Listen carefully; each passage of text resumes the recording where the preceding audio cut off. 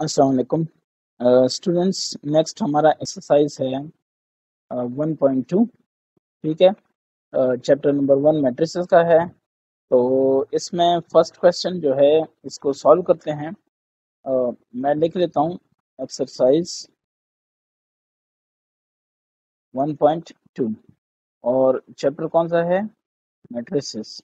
ठीक है, तो इसमें फर्स्ट क्वेश्चन कह रहा है कि राइट द ट्रांसपोज। ठीक है, तो इसमें जो फर्स्ट पार्ट है वो है P इक्वल्स टू 1 2 3 1। ठीक है, आप ज़रा गौर से इसको सुन लें कि ट्रांसपोज का मतलब क्या होता है। ठीक है, ट्रांसपोज का मतलब ये होता है कि जो आपके पास रोज हैं वो आप कॉलम्स में तब्दील कर दें, या आपके पास जो कॉलम्स हैं, ठीक है, उनको आप क्या करें, रोज में तब्दील करें। ठीक है, तो आप क्या लिखेंगे, P आपके पास है 1 2 3 1। ठीक है, आप अगर पूरा प्रोसेस करना चाहें तो आप कहेंगे कि टेकिंग ट्रांसपोज। ठीक है,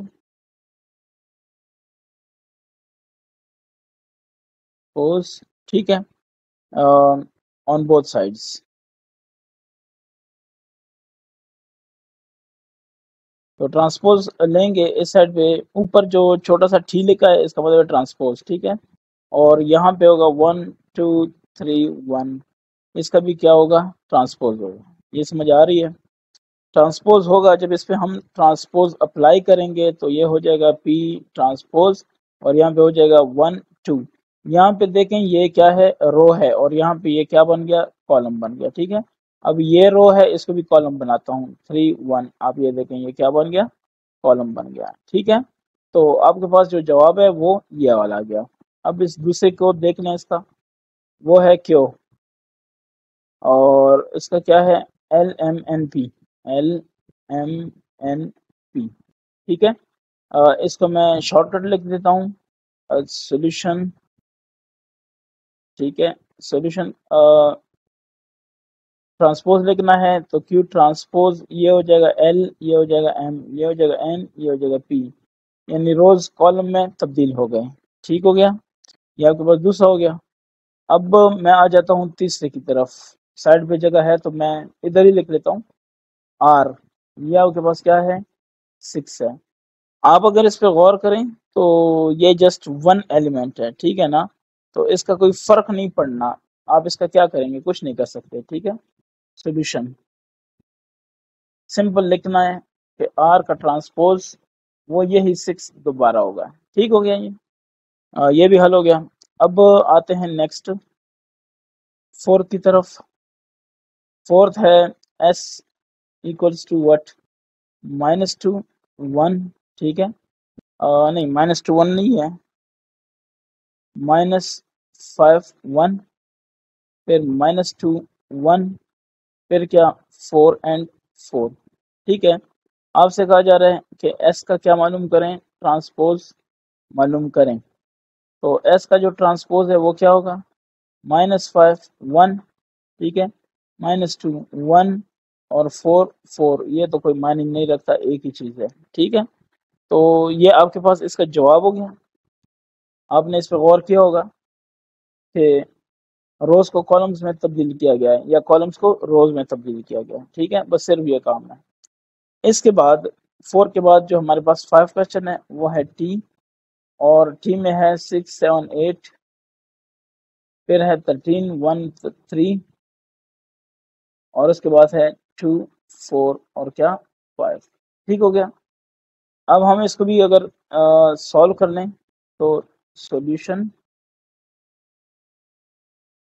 ठीक है, इसको चेक कर लें। ठीक है, क्या ट्रांसपोज, और ये हो जाएगा 6 7 8, फिर हो जाएगा 13 1 3, फिर हो जाएगा 2 4 5। ऐसा ही है ये। ठीक है, तो ये आपका फर्स्ट क्वेश्चन हो गया। अब क्वेश्चन 2 को देखते हैं। Which of the following matrices are transpose of each other. ठीक है, तो मैट्रिसेस देख लेते हैं। ए है आपके पास, उसमें है A1 A2 B1 B2, A1 A2, फिर है B1, फिर क्या है B2, और बी आपके पास है, ये है सेकंड, ठीक है। बी आपके पास, चले मैं इसको ज़रा वाज़ेह कर दूं, ठीक है। ये आपके पास नंबर 2 जो है वो है बी, और बी में क्या लिखा है, A1 B1 और A2 B2, ठीक है। फिर नंबर 3 आपके पास क्या है, नंबर 3 है सी, दिस इक्वल्स टू -3 1 -1, फिर क्या 4 2, फिर क्या 7, ऐसा ही है। और फिर उसके बाद है 4, 4 आपके पास है D, this is equal to what, -3। ये आप इसको ज़रा गौर से देख लें, ये आपके पास क्या है, -3 4, ठीक है। फिर 1 2 और फिर -1 7, ऐसा ही है। अगर ये ऐसा है तो अब हम जाते हैं इसको सॉल्व करने की तरफ। चलिए मैं इसको मिनिमाइज कर लूँ ताकि नज़र आए। ये देखें, इसको सॉल्यूशन इसका फाइंड करते हैं। आपसे सिर्फ ये कहा गया है कि कौन किसका ट्रांसपोज है। तो चलें हम ऐसे कर लेते हैं, ए का हम ट्रांसपोज लेते हैं। तो ए का ट्रांसपोज होगा किस चीज़ का ट्रांसपोज, A1 A2, ठीक है ना, यही है। और B1 B2 इसका ट्रांसपोज। अब अगर ट्रांसपोज लेंगे तो ए ट्रांसपोज हो जाएगा, और यहाँ पे हो जाएगा A1 A2, और यहाँ पे हो जाएगा B1 B2, ठीक है। जब ट्रांसपोज ले लिया, अब हम देखेंगे कि ये किसके बराबर है। तो आप बी को देख सकते हैं, ठीक है। ये किसके बराबर है, बी के। ओके हो गया। अब हम आ जाते हैं दूसरे को देखते हैं, ठीक है। बी ट्रांसपोज को देखते हैं, एंड बी ट्रांसपोज को देखते हैं। ये बराबर हो जाएगा A1 B1, ठीक है, A2 B2, हो गया। इसका बी ट्रांसपोज होगा, तो बी ट्रांसपोज आपके पास रह जाएगा A1 B1 A2 B2। इसको आप गौर से देख लें, क्या ये मैट्रिक्स ए के बराबर है कि नहीं, ठीक हो गया। तो ये दो के मामलात हल हो गए, ठीक है ना। और COD को जरा चेक करते हैं। नाउ सी को देख लें, वो है आपके पास -3 1 -1, फिर है 4 2 7 है। अगर हम इन दोनों का ट्रांसपोज ले लेते हैं तो आपके पास इसका क्या जवाब आएगा, ये जरा चेक करते हैं, ठीक है। इसका क्या जवाब आएगा, इसको जरा चेक करते हैं, देख लें। सी ट्रांसपोज आपके पास आएगा -3 4 1 2 -1 7, आ गया ना। ये आप जरा चेक करें किसके बराबर है। ये आप देख लें यहाँ पे इस डी के बराबर है, ठीक है। अब हम चेक करते हैं कि एंड डी का ट्रांसपोज क्या होगा। डी डी आपके पास है -3 4 -1 2 -1 7 है। अब अगर दोनों साइडों पे मैं ऐसे ट्रांसपोज अप्लाई कर दूं तो ये हो जाएगा। देखते हैं ये किस चीज के बराबर आ जाता है, ठीक है। सो डी ट्रांसपोज आपके पास बराबर होगा -3 4 -1 2, ठीक है। और फिर क्या हो जाएगा -1 7, ऐसे ही है ना। तो ये हो गया। ये आप चेक करें ये किसके बराबर है, सी के बराबर है कि नहीं है। ये देखें आप, इसमें सी है, ये देखें, ठीक है। तो बस बात खत्म होगी कि कौन किसका ट्रांसपोज है, ठीक है ना। ये आपका क्वेश्चन नंबर 2 भी सॉल्व हो गया। क्वेश्चन नंबर 3 की तरफ आते हैं। Which of the following matrices are symmetric, ठीक है। तो सिमेट्रिक पे भी बात करता हूँ, आपको बताता हूँ कि इसका क्या मतलब है, ठीक है ना। नंबर 1 इसका ए है। ए क्या कहता है, 5 -7 और -1, फिर क्या 5, ऐसे ही है। फिर दूसरा दूसरा क्या है, बी बी क्या कहता है, -1 2 2 3, -1 2 2 3, ये आपके पास ये आ गया, ठीक हो गया। तो फिर तीसरे की तरफ आते हैं, सी 3 4 5 6, ठीक है। और ये 4 क्या कहता है, 4 में ये 4 नहीं बल्कि ये 4 का फिर 4 क्वेश्चन है, इसमें डी मैट्रिक्स दिया हुआ है, तो वो है जनाब 1 2 3 4 5 6, 1 2 3 4 5 6, ठीक है। ये आपके पास क्वेश्चन है। आपसे कहा जा रहा है कि क्या है आपस में, which of the following matrices are symmetric, ठीक है ना।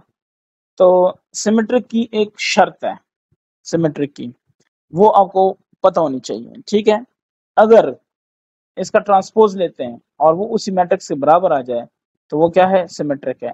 जैसे मैं यहाँ पे लिख सकता हूँ, चले मैं लिख लेता हूँ कि ए मेरे पास मैट्रिक्स है 5 -7 -1 5 है। इसका अगर मैं ट्रांसपोज ले लूँ तो चेक करते हैं क्या बनता है, 5 -7 -1 5, ठीक है। सो अब यहाँ पे क्या कहेंगे, आप ये कहेंगे कि as A transpose is not equal to A, so A is not symmetric. अब समझ आ गई, ए सिमेट्रिक क्या है, नहीं है, ए इज नॉट सिमेट्रिक, ज़ाहिर मैट्रिक्स है तो ये लिखिए, ठीक है। अब आ जाते हैं ये आपका हो गया फर्स्ट का, आ जाते हैं सेकंड की तरफ। उम्मीद है कि अब आप कॉन्फिडेंट हैं, आपको समझ आ गई है कि ये क्या करना है, ठीक है। 2 3 इसको चेक करें, तो बी का अगर मैं ट्रांसपोज ले लूं तो ये क्या हो जाएगा, -1 2 फिर 2 3। अब देख लें फर्क कोई नहीं पड़ा, ठीक है। सो बी ट्रांसपोज बी के बराबर है, सो बी इज सिमेट्रिक, सही है।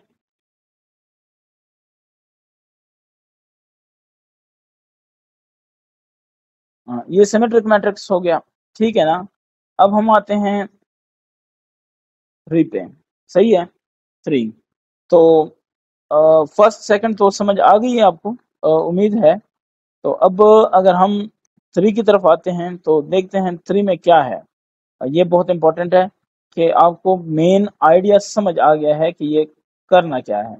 3 4 5 6, ठीक है। तो सी आपके पास है 3 4 5 6, ठीक है। तो इसका अगर आप ट्रांसपोज लेते हैं तो ये हो जाएगा 3 4 और ये हो जाएगा 5, ये हो जाएगा 6। आप गौर करें इस पे, ये बराबर नहीं है सी के, तो not equal to C, so C is not a symmetric, ठीक है।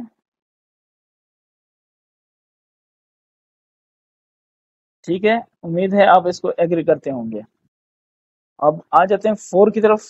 4 क्या था, वो है D, 1 2 3 4 5 6, so D is equal to 1 2 3 4 5 and 6।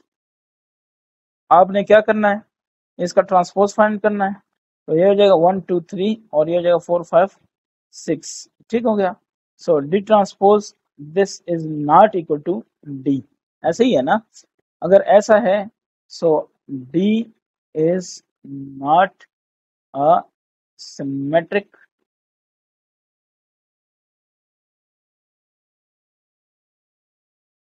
Matrix. यहाँ तक आई होप के सबको समझ आ रही है, तो ये आपका काम हो गया, ठीक है। अब हम देखते हैं क्वेश्चन नंबर 4 क्या कहता है, which of the following matrices are skew symmetric, ठीक है ना।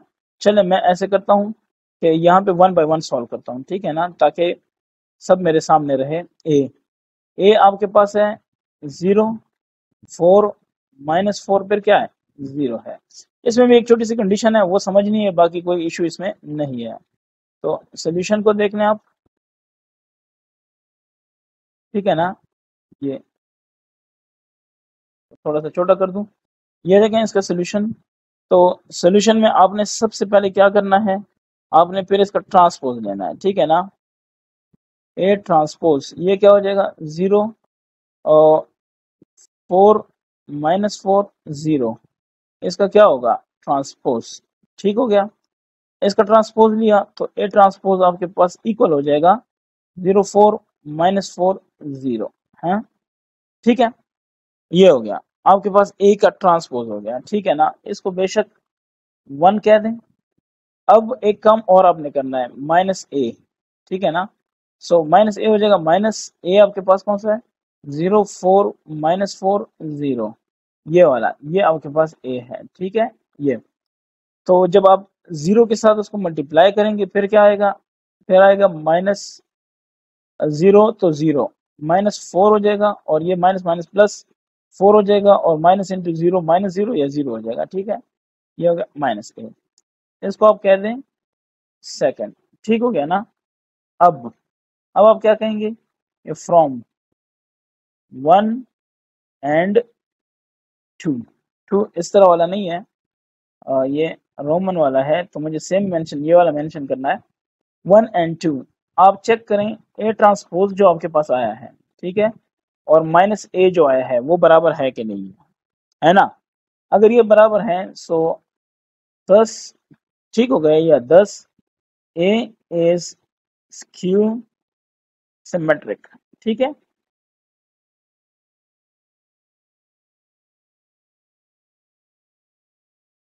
ओके, इस आपको क्या समझ आई, आपको ये समझ आई कि स्क्यू सिमेट्रिक फाइंड करने के लिए आपको ए ट्रांसपोज लेना होगा और उसका -a लेना होगा। अगर ए ट्रांसपोज -a के बराबर हो जाता है, नेगेटिव के बराबर हो जाता है, तो ये मैट्रिक क्या है, मैट्रिक्स क्या है, सिमेट्रिक है, स्क्यू सिमेट्रिक है, ठीक है। अब क्वेश्चन 4 का पार्ट 2 देखते हैं, वो क्या है। पार्ट 2 कहता है b इक्वल्स 0 -5 5 और फिर क्या 0, यही कहता है। तो अगर है, अब आपको चीजें पता है ऑलरेडी, तो आप क्या कहते हैं कि सॉल्यूशन, ठीक है। सबसे पहले आप क्या लेते हैं, बी ट्रांसपोज, ये बराबर हो जाता है 0 -5 5 0, इसका आप ट्रांसपोज लेते हैं, तो बी ट्रांसपोज आपके पास बराबर होगा 0 -5 और 5 0, ऐसे ही है ये। इसको बेशक 1 का नाम दे दें, और अब नाउ माइनस बी, ए तो नहीं है ना, बी है, सो -b आपके पास क्या होगा, -b आपके पास होगा माइनस किस चीज के, 0 -5 5 0, तो ये हो जाएगा 0 minus minus plus 5 minus into plus -5 and 0, ऐसे ही हो गया। तो ये हो गया आपके पास -b, ओके हो गया। अब आप कहते हैं इसको, जैसे कि हमने पिछले वाले में किया था, नंबर 2 नाम दें, फ्रॉम 1 एंड क्या 2, 1 एंड 2 क्या कहता है कि बी ट्रांसपोज बराबर है -b के, ऐसा ही है। सो बी क्या है, इज अ स्क्यू सिमेट्रिक, ठीक है। हाँ, मैट्रिक्स क्लियर हो गया ये। अब हम 3 पे आते हैं, इसको चेक करते हैं, इसमें क्या है, सी इक्वल्स क्या 0 7 7 0, ऐसे ही है। तो 0 7 7 0, तो सबसे पहले जो काम करना है वो भी आपको पता है कि हमने क्या करना है, सी का ट्रांसपोज निकाल लें, और सी ट्रांसपोज, ठीक है, मैं करता हूं। तो C transpose this is equal to 0 7 7 0, इसका क्या ट्रांसपोज। अच्छा, अगर ऐसा है तो सी ट्रांसपोज क्या होगा, 0 7 7 0, ऐसे ही है ना। तो इसको कह दें बेशक 1, नाउ फ्रॉम 2 क्या होगा, माइनस माइनस सी, चलो इसको भी जरा, हाँ माइनस सी, माइनस हो गया सी 0 7 7 0, इसका अगर करते हैं तो 0 माइनस हो जाएगा, माइनस हो जाएगा, और ये 0 हो जाएगा, ठीक है ना। मतलब जो पॉजिटिव है वो सारे क्या हो जाएंगे, नेगेटिव हो जाएंगे। इसको आप बता दें कि ये 2 है, ठीक है।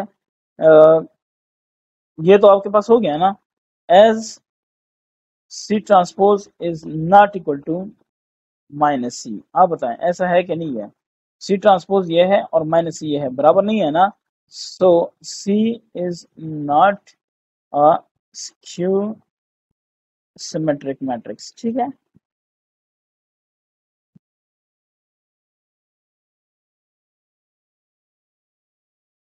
ठीक है, आई होप इसकी समझ है आपको, ठीक है ना। अब आ जाते हैं क्वेश्चन 4 के 4 पे। ठीक है, क्वेश्चन 4 का 4 क्या कहता है?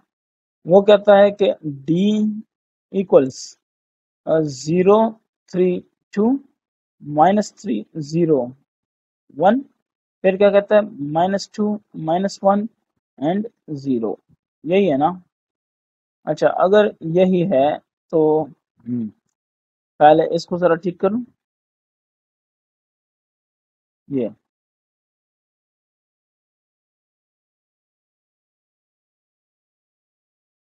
ठीक है।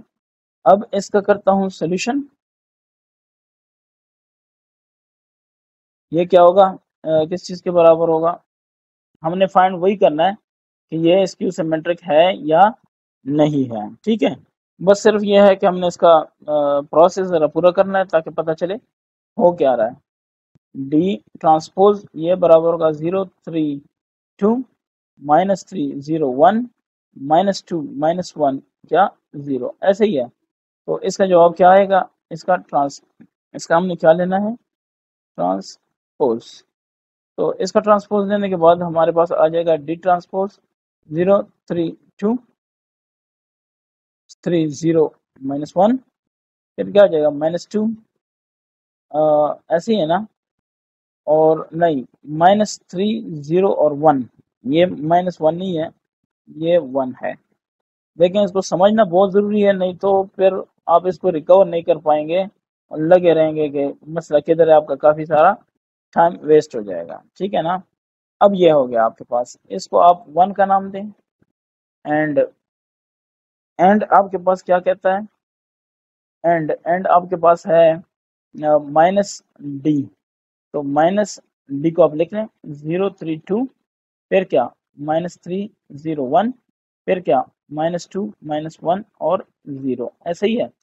इसको जब आप करते हैं तो ये -d आपके पास अब ऐसे आएगा 0 -3 -2, फिर 3 0 -1, फिर 2 1 और 0, ऐसे ही आएगा ना? अच्छा, अगर ये है तब इसको कहते हैं यहाँ पे हम कहते हैं कि एज, ठीक है, डी का ट्रांसपोज। आप क्या बताएं, आप मुझे बताएं कि क्या ये बराबर है डी का ट्रांसपोज? देखिए 0 0 3 -3 -2 -2 -1 0 -1 0 0 1 0 1 3 2 3 2, ओके। सो ये बराबर है, so D is a skew symmetric, ऐसे ही है ना?